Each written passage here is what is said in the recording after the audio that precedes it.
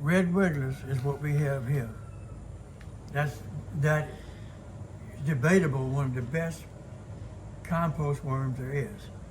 And if you'll notice, like I said, this is a commercial bin, but it's only about 8 to 10 inches, about 8.5, 10 inches thick.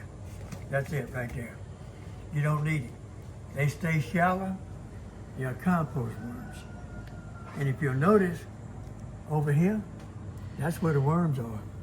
Over here, they went to the food. Now, over here, we're gonna harvest. And when we set it back up, there'll be a lot more material in here to get these worms back to breeding. If you leave it small like this, they'll breed to a certain extent, and then the population will quit growing because whatever reason, they figure this is enough. Go back and fill this bed about half full, come back in 3 or 4 weeks, there'll be worms everywhere. Regular earthworms just don't compost like your red wigglers.